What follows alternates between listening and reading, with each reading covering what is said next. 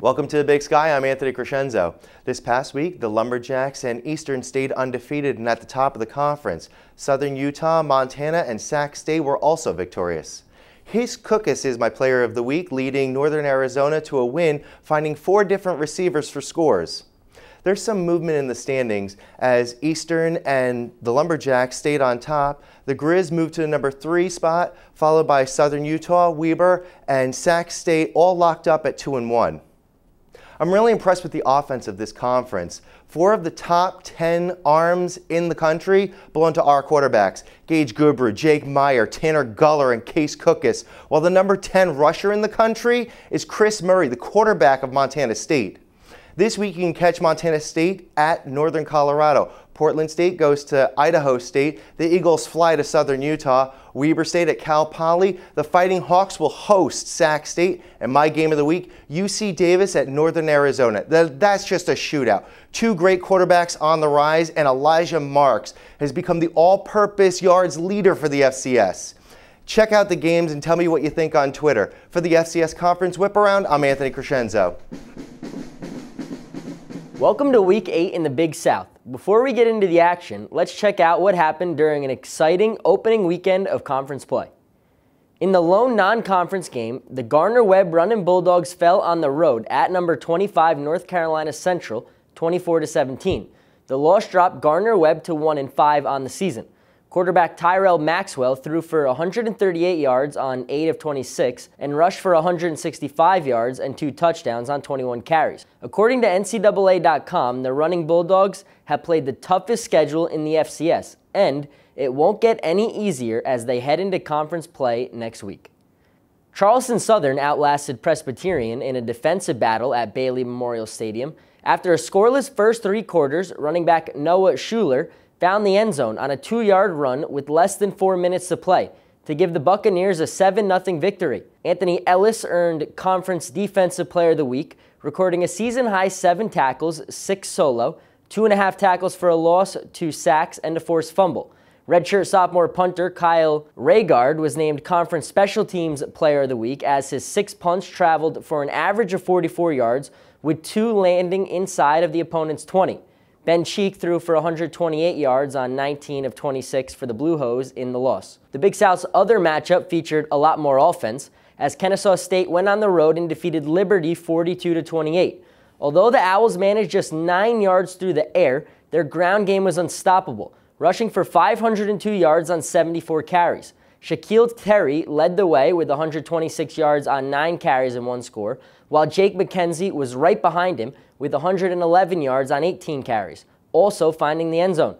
Terry was named Conference Rookie of the Week, and McKenzie earned Player of the Week honors. Stephen Calvert completed 19 of 26 for 234 yards in the loss, extending his conference lead in passing yards. Heading into Week 8, let's take a look at the Big South standings. The 2 preseason favorites to win the conference, Kennesaw State and Charleston Southern, sit at the top with a 1-0 record, while Presbyterian and Liberty are in the cellar, winless in the conference. Monmouth and Gardner-Webb will play their first conference games this weekend. 3-3 Charleston Southern plays the Big South's lone non-conference game this weekend as they host winless Savannah State.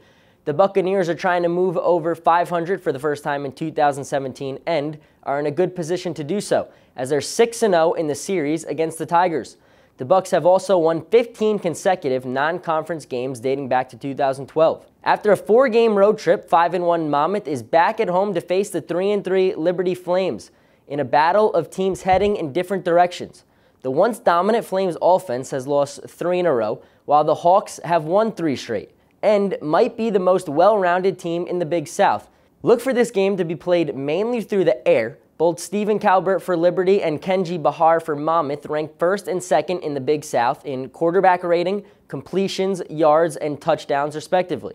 The difference may come in the special teams, as the Hawks rank 4th nationally in punt return average. The 1-5 Gardner-Webb Runnin' Bulldogs travel on the road to face off with the 5-1 Kennesaw State Owls on Saturday night. The Owls have won both games in the series. Both schools rank in the bottom 5 in passing yards, so look for this game to be played primarily on the ground. Gardner-Webb has the best rusher in Maxwell, but Kennesaw State has the better rushing team. with the second best ground attack in the FCS and the sixth best defense against the run in the nation. The Owls are also forcing nearly 3 turnovers per game, so Gardner-Webb may be in for a long day. If you're a fan of passing and offenses, tune in to the Monmouth-Liberty matchup, but if you prefer watching both teams run the ball, the Kennesaw State-Gardner-Webb game is the one for you. Come back next week for the results of each game and more. For the FCS Conference Whiparound, I'm Frank LaSala. It's never a dull moment in the Mid-Eastern Athletic Conference. Last week we saw Morgan State get off the mat and get their first victory on the season. Their offense looked outstanding against Savannah State, and we'll see if they can build on that success this week as we take a look at the Week 8 schedule. The Bears, who hosted their homecoming last week, now travel to D.C. and face the Howard Bison for their homecoming. A&T and Bethune-Cookman face off in what should be a great game, and quietly North Carolina Central is on a roll and face a Norfolk State squad that's looking to get back on the winning track. Now, as we look at the standings, A&T, Central, and Hampton are all undefeated in the conference, while Howard, Bethune, and Norfolk are at 2-1. The thing is still up in the air in this conference, and it isn't close to being decided right now, so we'll see how interesting it can get as we move forward the rest of the way. In what was a wild week in the Colonial Athletic Association, the contenders separated themselves from the pretenders. The CAA has 6 ranked teams this week. Taking a look at the standings, top-ranked James Madison and 14th-ranked Elon are alone at the top, sitting at 3-0. Right behind them, alone in second, we have 22nd-ranked Stony Brook at an impressive 4-1. Delaware, 18th-ranked New Hampshire, and 11th-ranked Richmond are 2-1. 15th-ranked Villanova sits alone at 2-2. Albany and Maine each have only 1 win. And finally, alone at the bottom, we have Towson, William & Mary, and Rhode Island winless. In a battle of the basement matchup, Maine put on an offensive showcase, beating Rhode Island 52-27 in a fun game. Running back Josh Mack led Maine to 533 total yards of offense with his 248 and a score. Maine will look to continue this offensive outburst next week against Albany, coming off a bye. URI will look to bounce back against Elon, who is also on a bye. Delaware's defense pitched a shutout against William & Mary, winning 17-0. The Blue Hens were able to hold the Tribe to under 200 yards. William & Mary will need to get the offense back up and running against JMU next week, coming off a huge win. Delaware will be taking on Richmond in what should be a slugfest. Dennis Dotton Carter will be taking on his old team in the Spiders for the first time since leaving. Richmond finally brought it on defense, beating Towson 23-3.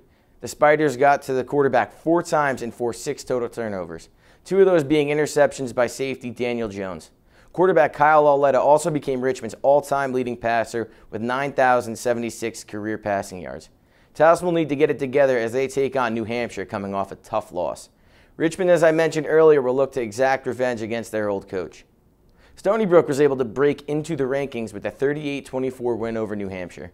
Running back Stacy Bedell helped the Seawolves' offense with his 157 yards and a touchdown. The Seawolves' defense was dominant, holding New Hampshire to -10 on the ground. Neil O'Connor was the only bright spot for the Wildcats. He finished up with 13 catches and 182 yards. New Hampshire will look to bounce back against Towson, as I mentioned earlier. Stony Brook goes into a much-deserved bye week before coming back against Richmond.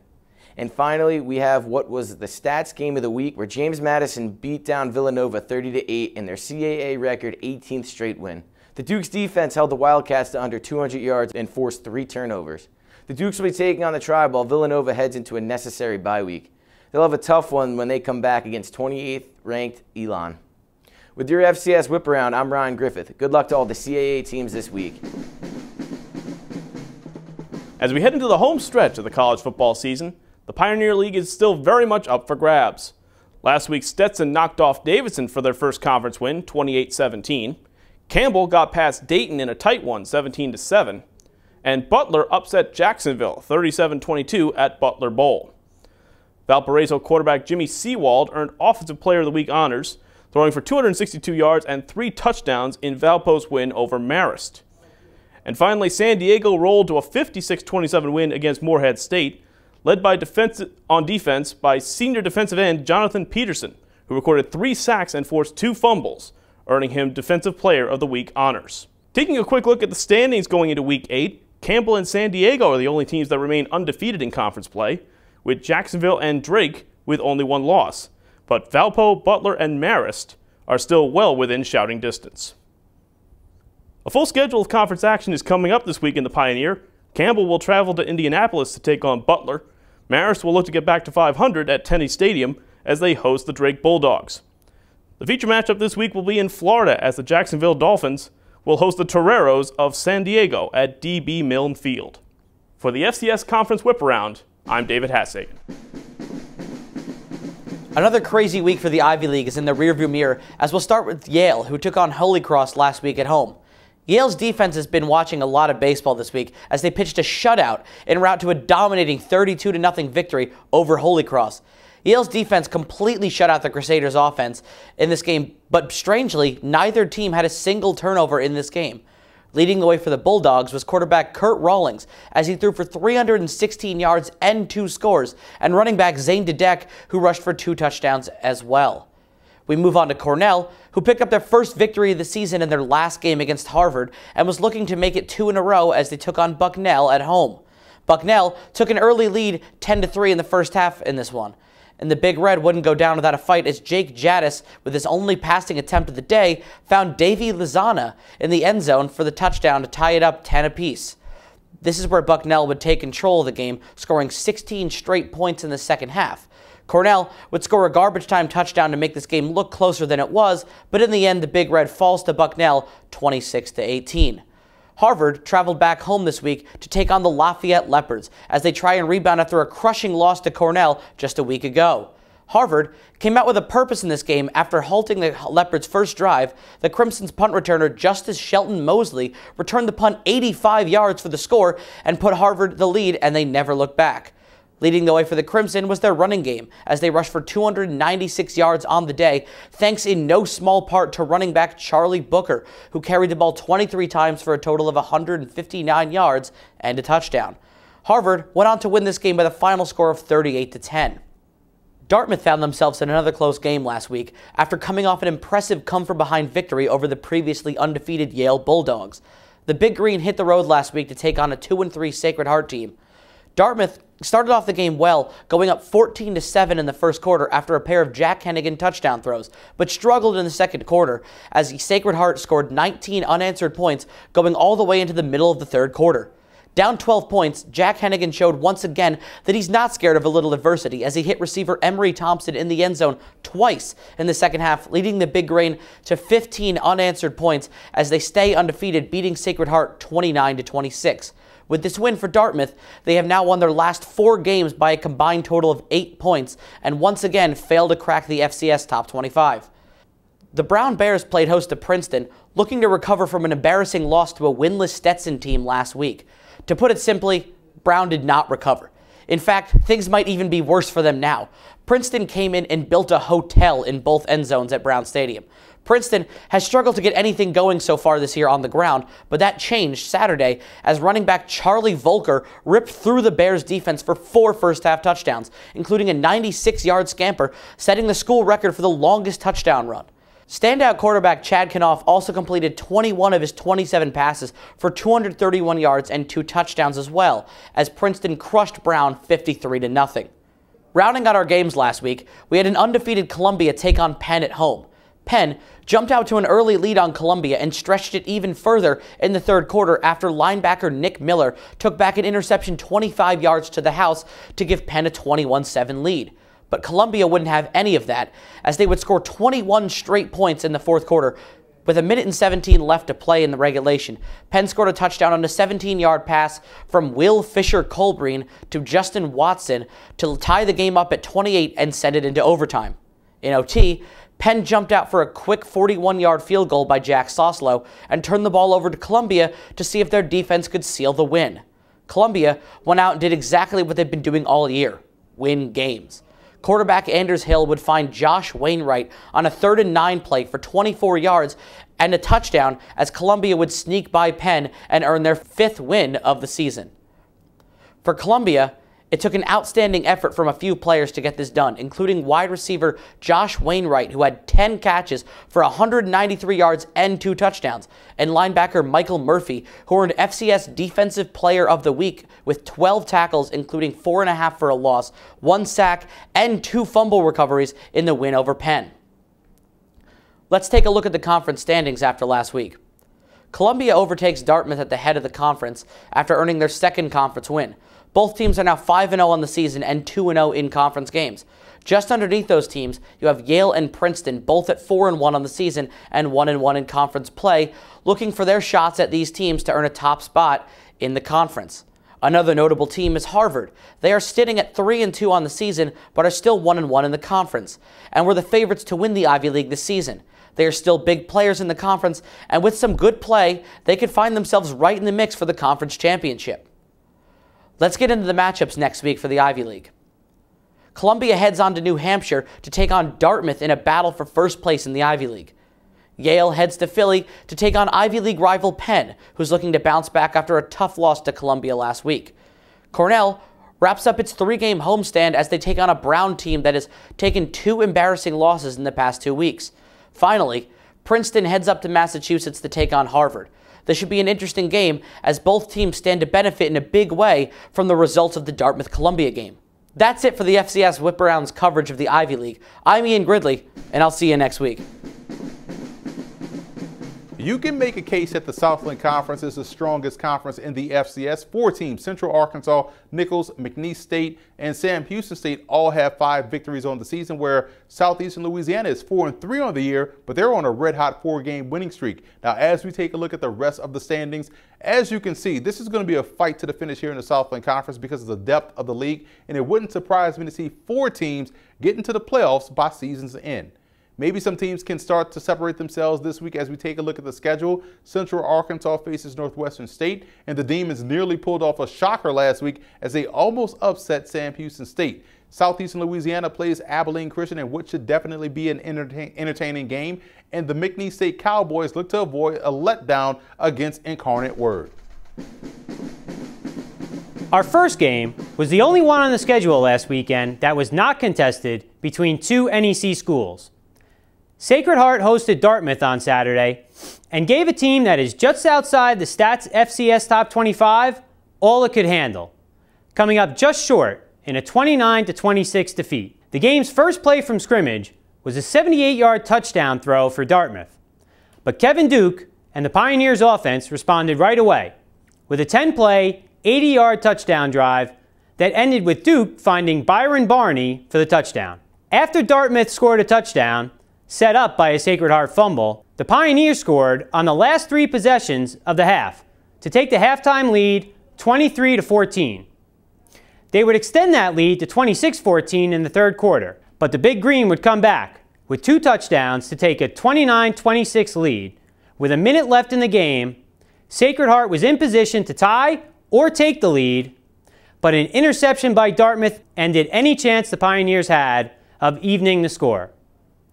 Kevin Duke finished 36 of 52 for 330 yards and 3 scores, while Byron Barney had 10 catches, and C.J. Parvalis led the defense with 12 tackles and an interception. St. Francis traveled up to Smithfield, Rhode Island Saturday to take on the high-powered Bryant Bulldog offense led by Price Wilson. But the opportunistic Red Flash defense did what it's been doing all season, forcing 4 turnovers and limiting the Bulldogs to only 214 total yards. Bear Fenimore threw for 292 yards and 3 touchdowns, but Cameron Lewis was the offensive star for the Red Flash this weekend, hauling in 15 catches for 202 yards and a touchdown. He's my NEC Offensive Player of the Week this week. Duquesne and Robert Morris met this past Saturday in the Steel City Showdown in Moon Township, Pennsylvania. And while the last 4 games in this series had been all Duquesne victories by fewer than 10 points, this one was by far a larger margin, as the Dukes used a 34-0 advantage in the second and third quarters to rout Robert Morris 51-14. Stewart finished the day with 219 yards on 14 completions, 5 of which went for touchdowns. Now, in what was certainly the most entertaining and exciting game of the weekend, Central Connecticut outlasted Wagner in 4 overtimes on Staten Island, 51-45.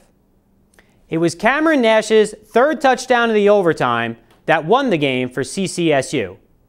But a whole lot happened before that to set up the excitement at the end. Central Connecticut dominated the first 25 minutes, scoring on 4 of its first 5 possessions, and after a Tymir-Hinton 100-yard interception return for a touchdown, leading the game 27-7 with just under 5 minutes left in the first half.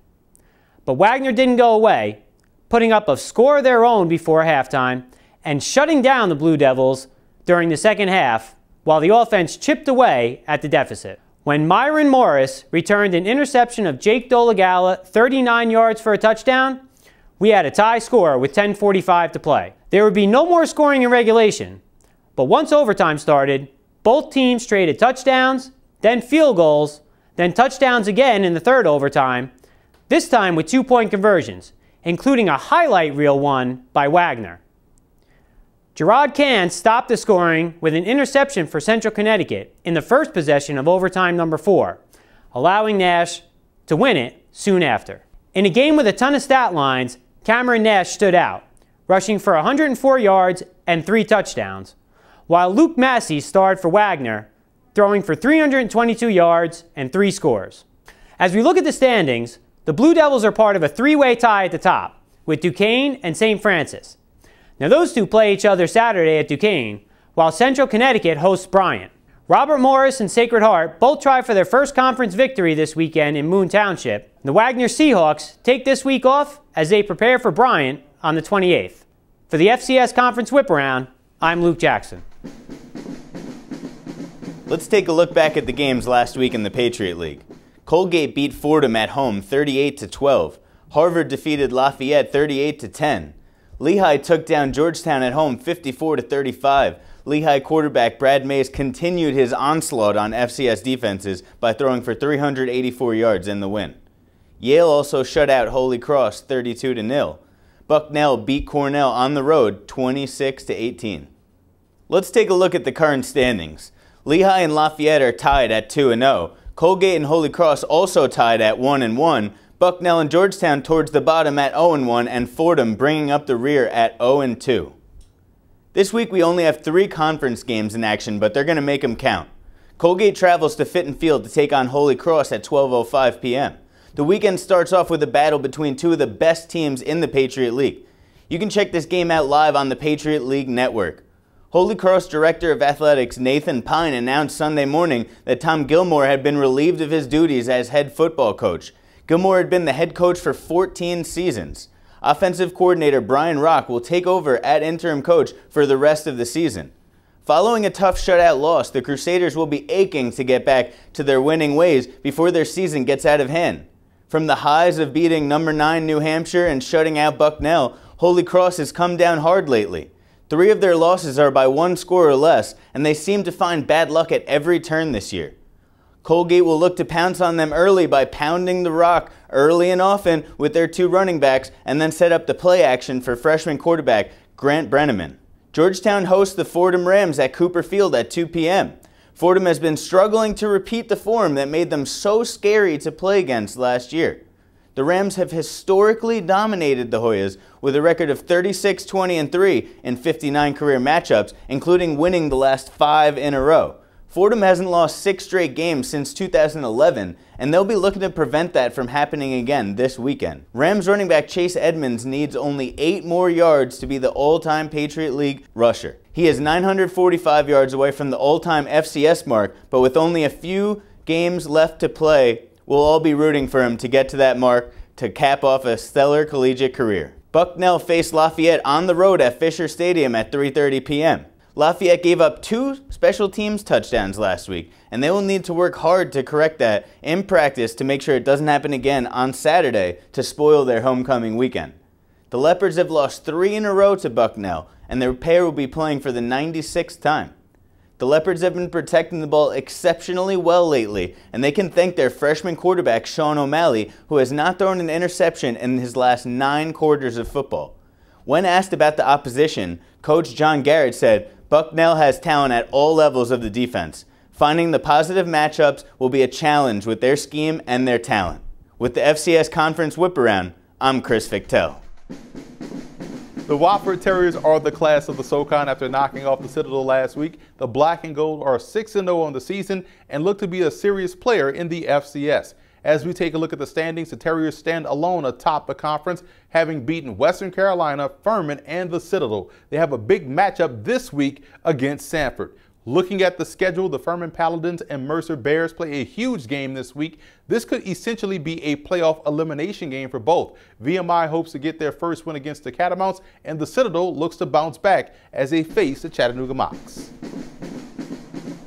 We open with history and a mea culpa. Last week here, I said Jacksonville State had won 27 OVC games in a row after their victory over Austin Peay. However, they had only tied the record at that point and looked to make it 27 at Eastern Kentucky last weekend. They succeeded, defeating the Colonels 41-25 for their record-setting 27th straight Ohio Valley Conference win. A long opening kickoff return set up the Gamecocks with a short field, and they took advantage, going 33 yards for the opening score. EKU came right back down the field with a 15-play, 57-yard drive that took up almost 8 minutes, but an interception in the end zone ended it, and a 6-play, 80-yard Jacksonville State touchdown drive made the score 14-0. The game was never in doubt after that, as JSU avoided the turnover bug for the first time this season, and the teams traded scores the rest of the way. Last year, Jacksonville State returned 3 interceptions for touchdowns. This year, it was only Marlon Bridges that made it happen, as he took a 78-yard interception to the house. But the star on defense was Darius Jackson. Darius had 7 tackles, a sack, 2 forced fumbles, and a fumble recovery on the day, earning himself my OVC Defensive Player of the Week award. The last time Jacksonville State lost an OVC game was November 16, 2013 at Eastern Illinois.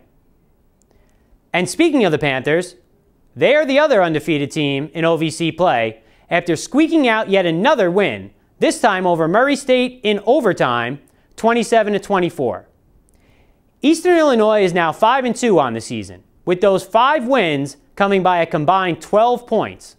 This one came thanks to Terrell Greer blocking Murray State's 38-yard field goal attempt in the second overtime. It was EIU's 4th block kick of the season. Schuler Bentley paced the Racer offense, completing 34 of 53 throws for 332 yards and 2 touchdowns, and adding a rushing touchdown as well.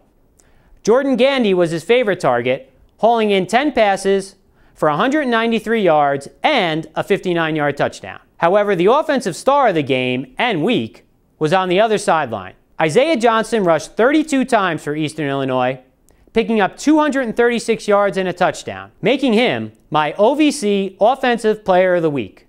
The Panthers had 2 chances in the second half to put the game out of reach, but missed field goals allowed Murray State back in, and the Racers put 14 points on the board in the 4th quarter to tie the game and send it into overtime, where MSU scored first, but allowed back-to-back field goals by EIU before the Greer block won the game. Tennessee Tech went to Cape Girardeau, Missouri looking for its first win on the season, but Southeast Missouri State was having none of it. Now, starting quarterback Andre Sale did not make the trip for Tennessee Tech, and backup Adam Browner could not get the offense jump-started. Southeast Missouri scored 2 touchdowns within 1 minute and 10 seconds of each other in the first quarter en route to a 17-3 halftime edge. Then, on the second play of the 4th quarter, Jesse Hoskett found Christian Wilkerson for 47 yards and a touchdown to put the game out of reach, and Cameron Sanders iced it at the end, racing 70 yards for a touchdown to finish the scoring.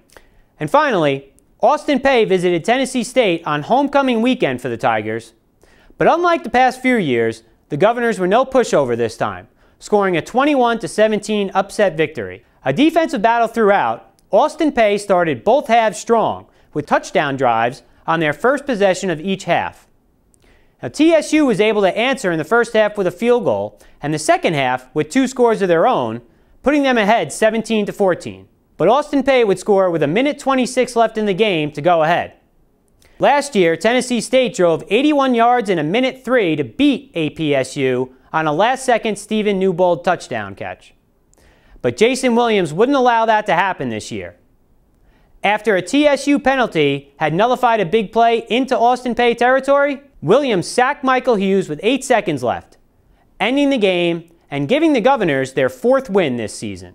As we look at the standings, we see only 2 teams at the top. Remember when I said the last time Jacksonville State lost an OVC game was in 2013 at Eastern Illinois? Well, they're headed there again this weekend for a showdown between the two undefeated teams in the Ohio Valley. Austin Peay, off of 3 straight tough games, better not overlook Southeast Missouri at home Saturday. UT Martin is back on the schedule this weekend, hosting Eastern Kentucky, as Murray State, Tennessee State, and Tennessee Tech all have byes this weekend. For the FCS Conference Whiparound, I'm Luke Jackson. The Southwestern Athletic Conference is home to the FCS leading Russian Alcorn State's Delance Turner and home to 2 of the most dynamic players in the country in quarterback Devontae Kincaid and running back Martez Carter of Grambling. And guess what? Both teams play each other this week in a big-time East versus West matchup. As we take a look at the rest of the schedule and what should be a well-attended game, Southern travels to Jackson, Mississippi to take on the Jackson State Tigers, who are looking to get their first win of the season. And the only other game on the schedule is an out-of-conference matchup between Mississippi Valley State and Virginia University of Lynchburg. Looking at the standings, you can see why this is a pivotal game in the SWAC. Alcorn is the best in the East, while Grambling is the best in the West. We may end up seeing both teams play later on this season in the SWAC championship game in November.